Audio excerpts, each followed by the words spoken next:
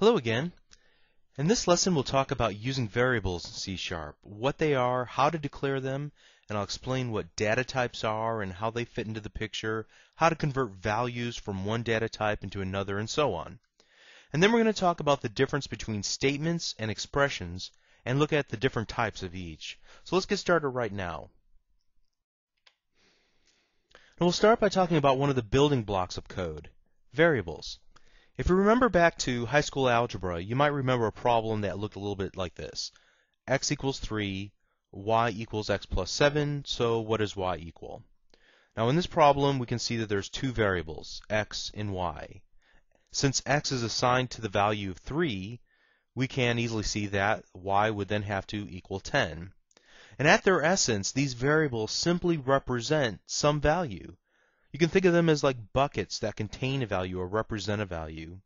In computer terms, a variable is a spot or a space that's allocated in the computer's memory to store some value. And we as programmers can reference the value that's in the computer's memory by using the name of the variable that we give it. Now also back in algebra, we only worked with numerical values, but variables in the programming world can contain strings and dates and big numbers and small numbers and much more.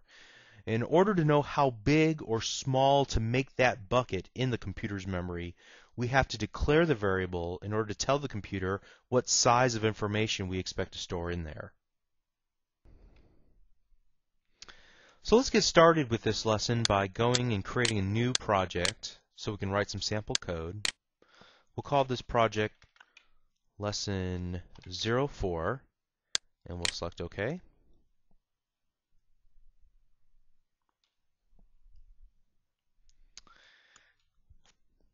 And what we'll do, just for fun, is we'll put a single button on our form, double-click it so we can get to the code view, and we'll spend the majority of our time here.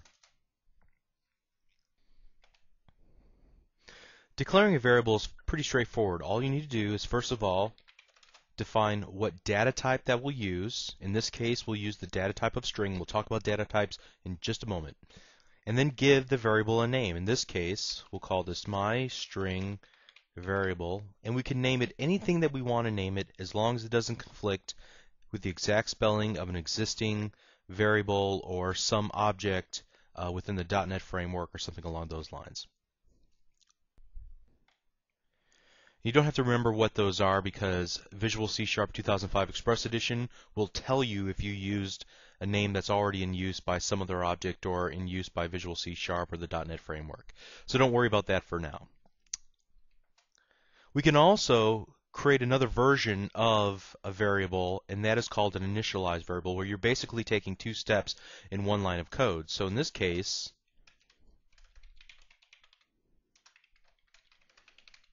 everything starts off the same, but then we're also going to assign it some value right away. In this case, I've just assigned this to an empty string, but we could assign this to Bob or some other string that we wanted to put in here by default. So basically in that second line of code, we're defining how big the bucket should be by saying it should be a string, and then immediately filling up the bucket with some value. Let me type a couple more lines of code.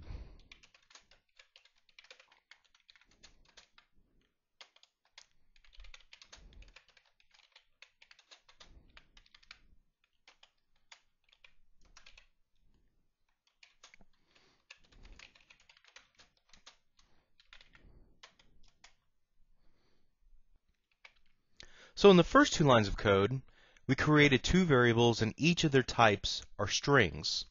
Strings can contain alphanumeric characters, both numbers and letters, and any other key combination on your keyboard. However, if we need variables that can be used for mathematical equations or to use for counting or something where there might be some calculation going on, then we would need to use one of several different numeric data types, either the integer, the double, or a special case called the Boolean. The first numeric data type that we used in our example was an integer, or rather int as we typed it out. And the integer data type will allow us to create variables that can store values between a negative 2 billion and a positive 2 billion. The next data type that we used was a double, which as you can see from the graphic allows you to create fairly large negative numbers to fairly large positive numbers. Also allows you to put up to 15 digits after the decimal point. The practical difference between the integer and the double is that the integer allows you to keep whole numbers and is used more frequently within your properties and settings and things of that nature than a double. Double allows you to store data that also has decimal places. Finally, we have demonstrated the use of the bool or boolean, and that allows you to keep values that are either true or false. So we're often using those in expressions, and we'll talk about expressions near the end of this lesson. Now there are a bunch of other data types that are available, but these four will help you get a long way as you're starting out. For those of you who are going to be computer science majors, you may need to know all, I think it's 12 or so, numeric data types that are available. But for those of us who are just average everyday programmers who just need to create applications that are usable, typically these four, and there's maybe 2 or 3 others that we might need to focus on, will get us just about everywhere where we need to go. Now the one thing we haven't talked about yet is that C# is a case-sensitive language, meaning that we can possibly do this.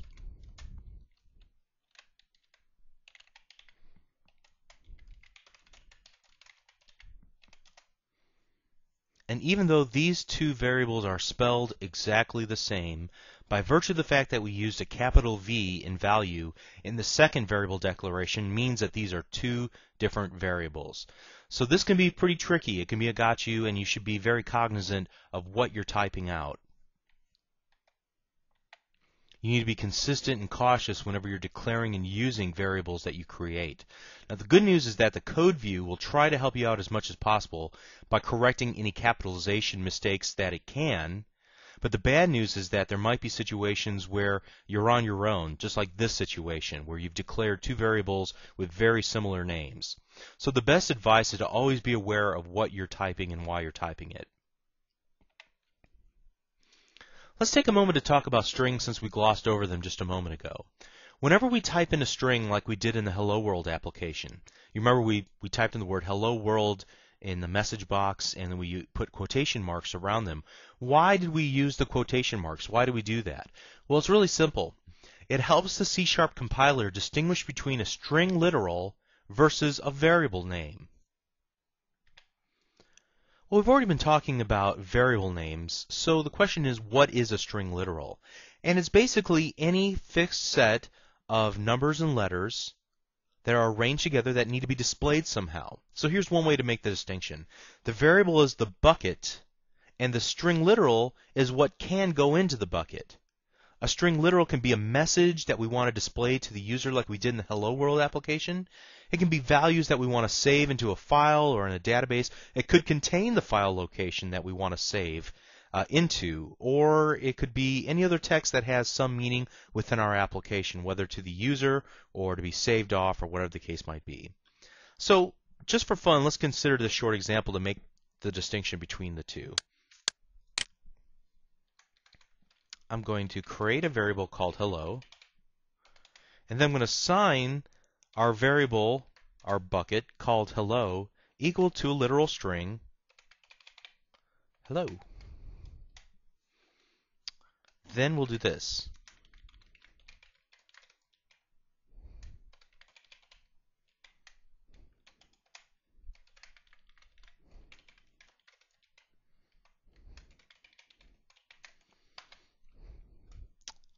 Okay, let's go ahead and comment out some of these lines of code here so we can just get rid of them. And I'm going to use my multi-line comment to do that we learned about in the previous lesson. And I'm going to run the application. Now what do you suppose will happen here? Well, we'll show two message boxes, and each one should say the word hello.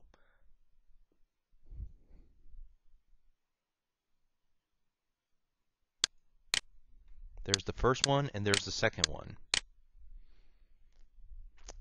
Now, what did we really accomplish here? That's a good question. The difference between these two message boxes is that the first message box uses a variable, and it will check in our computer's memory to see what is in the hello bucket. It happens to be the word hello. The second message box shows a string literal called hello. So if we were to change the first hello to store the value hello world, we would get a much different response. Hello world and hello. So hopefully that helps to make the distinction between a string literal, like all of the text that's in red here, hello world and the hello in our message box, versus the name of a variable, which is this first hello. So you might be wondering to yourself, why do you use variables? Well, simply put, it's so that we can save values off until we're ready to use them, or refer to them, or compare them, or evaluate them. And there might be a dozen other reasons. At this point, a simple example might help make a little bit more sense. First of all, let's comment out this little example. And then the next thing that I'm going to do is go back to my designer, and I'm going to add 2 text boxes onto my form.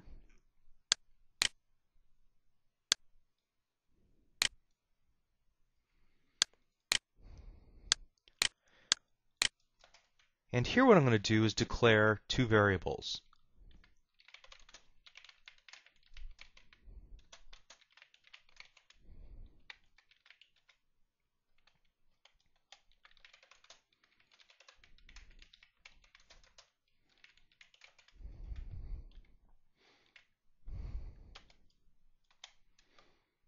And then what I'm also going to do is come back here and let's put a label.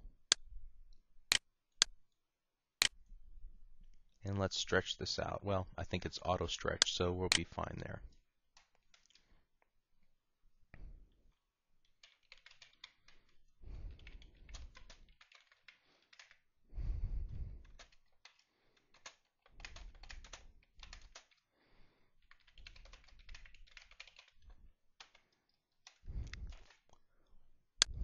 Okay, so now let's give this a try.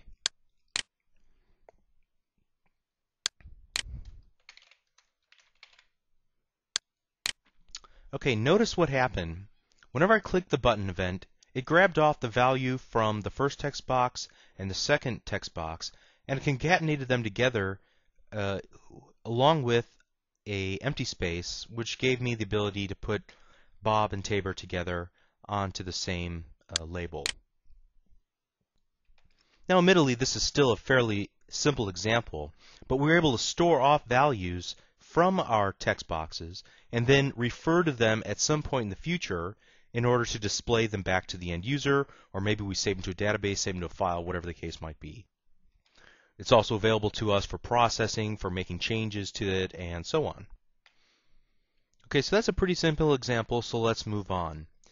To paraphrase what we said earlier in this lesson, whenever you declare a variable, you're creating a space in memory that can hold a value of a certain data type. But what if you try to put a value into that variable that's the wrong data type? What's going to happen? For example, what if I were to do this?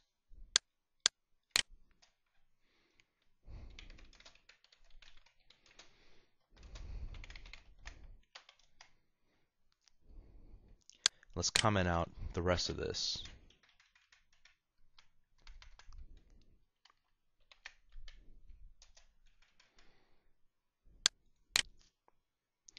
Notice whenever we try to run the application, Visual C# 2005 gives us an error, and it says, would you like to continue and run from the last successful build?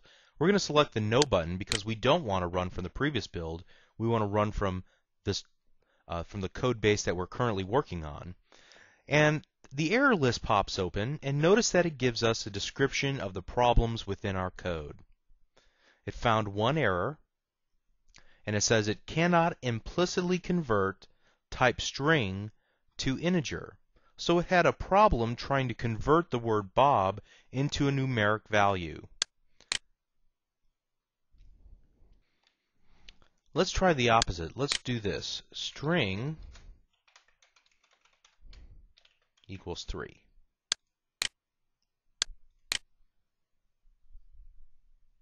Once again, we get a problem. Cannot implicitly convert type int to string.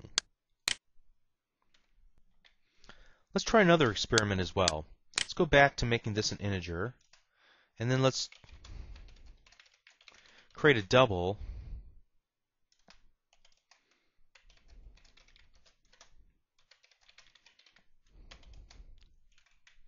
And let's see if that works. Okay, it compiles. We didn't really ask it to show us any output, but there were no problems whenever we ran the application. Now let's try the other possibility.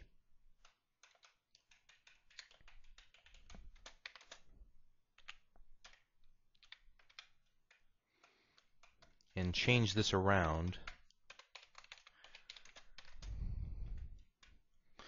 where we try to put 3.14 into our integer. Shouldn't accept it, but let's see what happens. Notice we get an exception. So the answer to our original question is not so easy. In some cases, the value will be implicitly converted to the correct data type, which simply means that the C# compiler will perform the conversion for you, so you don't even have to think about it. And that was the case previous to this one, where we had int my value equals 3, double my other value, and then we set my other value equal to integer. Since the number 3 could be converted implicitly into a double value without any problem, C# was able to take care of that for us. But in this case, where we have a double and we're trying to put that double value, 3.14, into an integer, C# croaked and said, we can't do this, there's a problem. Let me show you another example. We'll use our text boxes again that are on our form.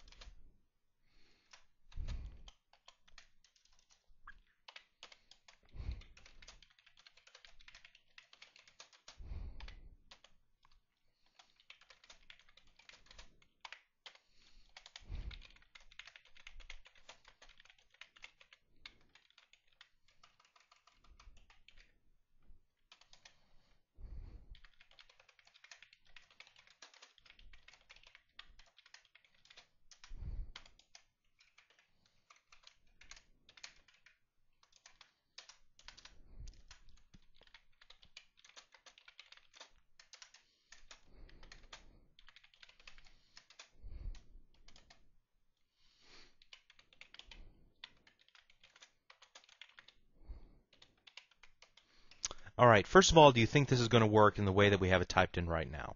Let's go ahead and run it and see what happens. Oh, we got several problems. Let's take a look at what the problems are. They all have to do with implicitly converting. The first two have a problem implicitly converting string, which is what is stored within a text property of a text box, into an integer, which is what we've declared the variable first text box as. The same can be true of this second line of code that we have here. The last line of code with the blue squiggly line underneath of it tells us that we can't implicitly convert an integer, which is the data type of our variable result, into a string, which again is what we would want to put into our label controls text property. So how do we rectify that? Well, we have to do some data conversion in order to make this happen. I'll explain what I'm doing in just a moment.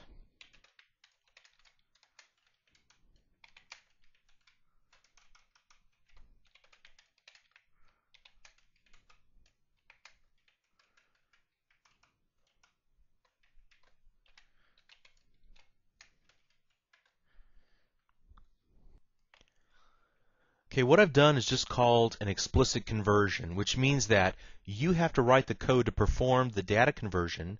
The C# compiler will not perform the conversion for you and will not allow you to compile and run the application until you write code just like this.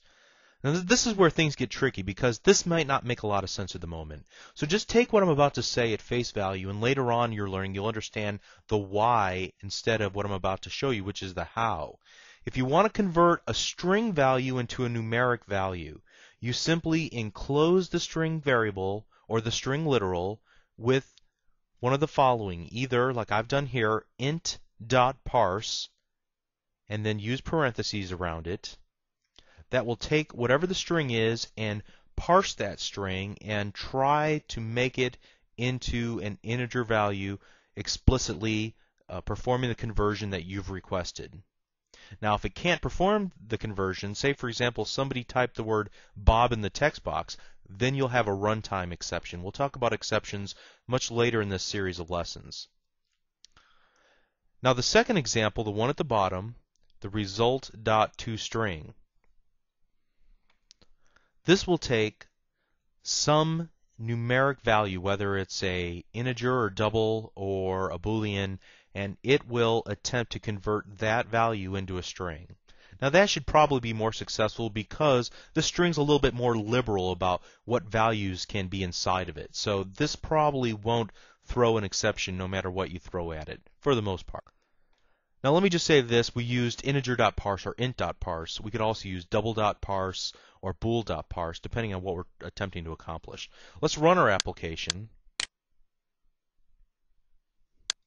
And we'll use this as a simple calculator where we'll add 3 plus 6 and we'll display the value, and you can see that it displays it as 9 in our label.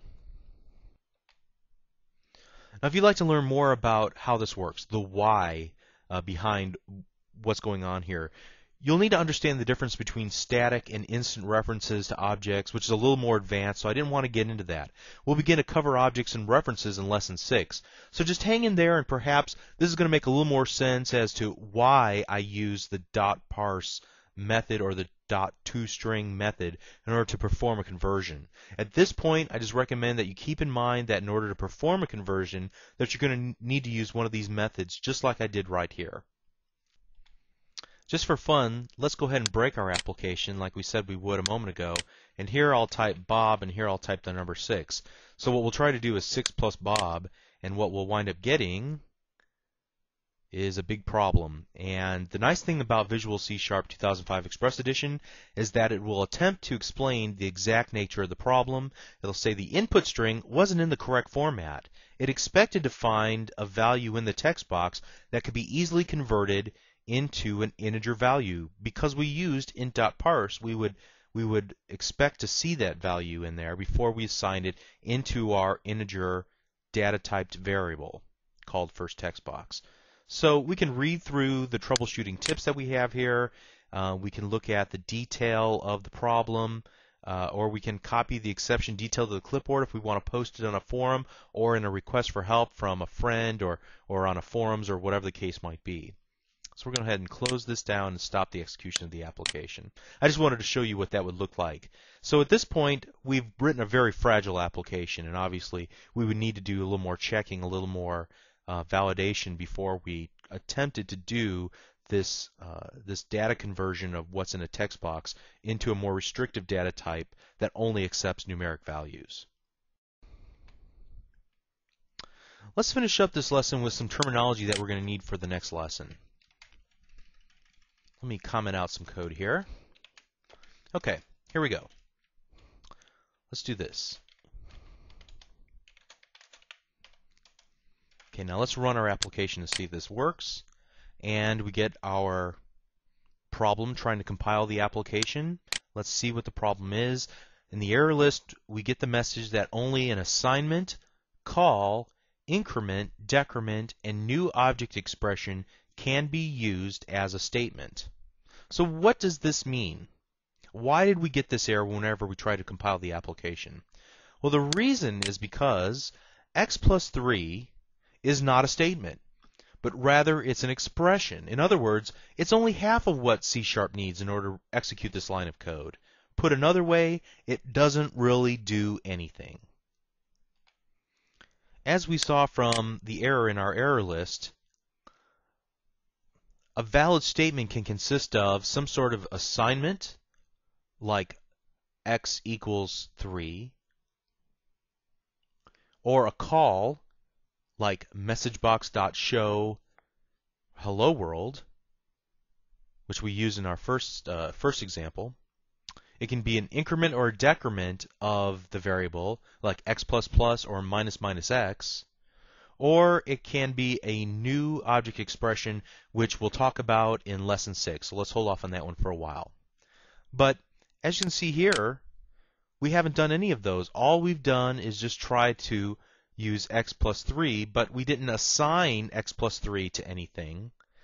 We didn't make a call to anything. We didn't increment or decrement anything in the manner which C# would have us to do it, although I guess we're implying here that we'd want to increment x by 3, but that's not the way we would do it. If we wanted to write that, we might do something more similar to this. But we didn't do that. That would be an assignment. We had this line of code. So as a rule of thumb, expressions can be evaluated. We can evaluate this expression and figure out what the value would be, but it's not a statement. Statements can be executed. So let's talk about expressions a little bit more. An expression can be evaluated. What does that really mean? Well, an evaluation is what you do with math problems. You evaluate the answer by either adding or subtracting or multiplying and dividing or operating the value in some way in order to determine the answer to the problem. And once you get the answer, you usually have to write it on your paper, or you have to raise your hand and tell the answer. Well, in this case, we're merely evaluating, but we don't write it down. We don't do anything with it. It's just out there by itself. Now, here's a good example. We didn't really go through it in very much depth earlier. Let's go back to this one right here. Okay. Specifically that last line, label1.text equals first text box plus an empty space plus second text box. Before, label1.text could be changed to the word Bob space Tabor, the C# compiler had to take the value from the first box, add it with a space, and then add it to whatever value was stored in the second text box value, which would have been Tabor. And once that evaluation took place, only then could it be assigned to the text property of our label. So this entire line is considered a statement because we evaluated and then we took the evaluation and assigned it to a property. If we were to just do this, however, on another line of code, that would only be an expression and it could not be used as a statement within C#. So let's go ahead and delete this and comment all this out.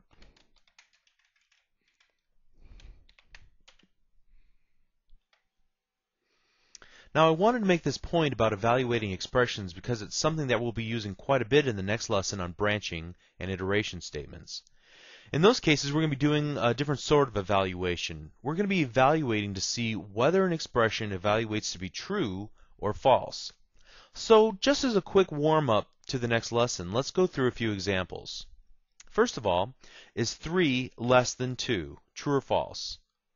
Well, that is obviously false. 3 is not less than 2. Let's switch it around. Is 3 greater than 2? True or false?